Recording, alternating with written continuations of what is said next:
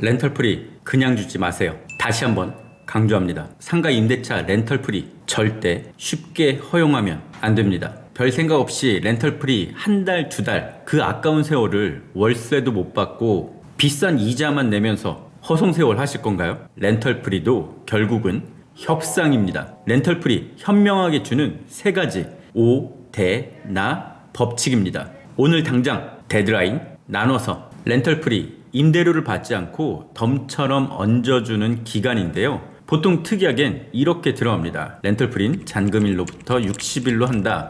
단 관리비 등은 임차인이 낸다. 하지만 문제는 렌털프리를 너무 쉽게 안일하게만 생각한다는 거죠. 렌털프리 세 가지 법칙 5대나 알려드릴게요. 그리고 더 강력한 마지막 비법 하나도 제가 알려드리겠습니다. 5대나 법칙 첫 번째, 오늘 당장 지금 계약하면 렌털프리를 원하는 만큼 주겠다고 하는 겁니다. 보통 렌털프리는 상가 월세를 부동산에 내놓으면서 처음부터 알려주는 경우가 많은데요. 렌털프리 한 달 주겠다, 두 달 주겠다. 이 상가를 마음에 들어하는 임차인이 있다면 분명히 렌털프리를 조금이라도 더 얻으려는 경우도 생길 겁니다. 렌털프리 그때 2개월 말씀하셨는데 혹시 3개월을 주시면 안 되겠냐? 일종의 딜이 들어오는 거죠. 그럼 먼저 이렇게 물어보세요.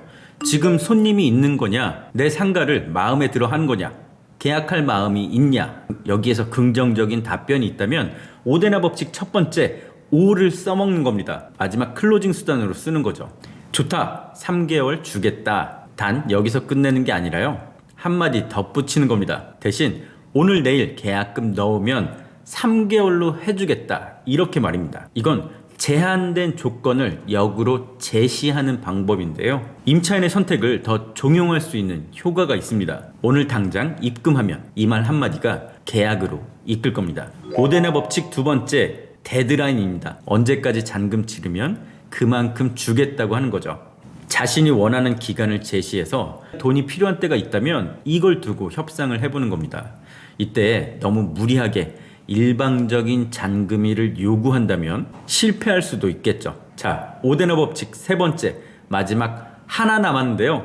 내용이 도움됐다면 구독, 좋아요 해주시고요. 보너스로 비장의 카드도 하나 더 알려드릴게요. 5대나 법칙 세 번째, 나눠서 준답니다. 대부분 렌털프리는 잔금 치르고 나서부터 시작인데요.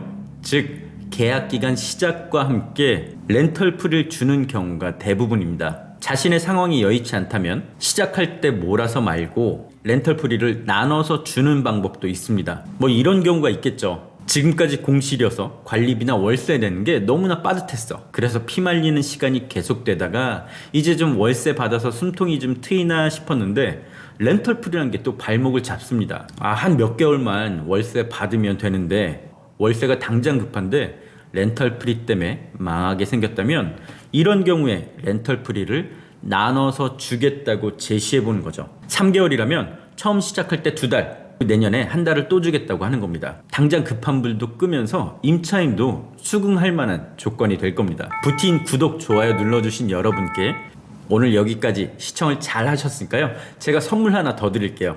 렌털프리 협상 마지막 비장의 무기, 월세 깎아달라고 할 때 렌털프리를 제시해보세요. 월세 200짜리를 180으로 깎아달라는 경우가 있을 겁니다. 아니 대부분 다 월세를 깎아달라고 하죠. 이때 무작정 깎아주는 것보다 월세는 그대로 놔두고 렌털프리를 제한해보는 겁니다. 예를 들어 월세 200에서 180으로 깎아달라고 할 때 2년이면 480만 원을 깎아주는 셈입니다. 그럴 거면 차라리 2달 렌털프리 아니면 2달 반 렌털프리 정도로 협상하는 게 임대인 입장에선 훨씬 좋습니다. 두 가지 이유가 있는데요. 다음번 재계약할 때 월세 인상 금액이 달라질 수도 있고요. 수익률을 따진 매매 가격에도 영향을 주기 때문입니다. 하지만 5대나 법칙 꼭 명심하셔야 될 게 있어요. 이건 임대인과 임차인이 어느 정도 비등비등할 때 써먹을 수 있다는 점. 건물 통째가 다 빈 상가라 몇 개월씩 방치되는 공실 건물이라면 이런 렌털프리 CR도 안 먹히고 나가리 될 수 있다는 점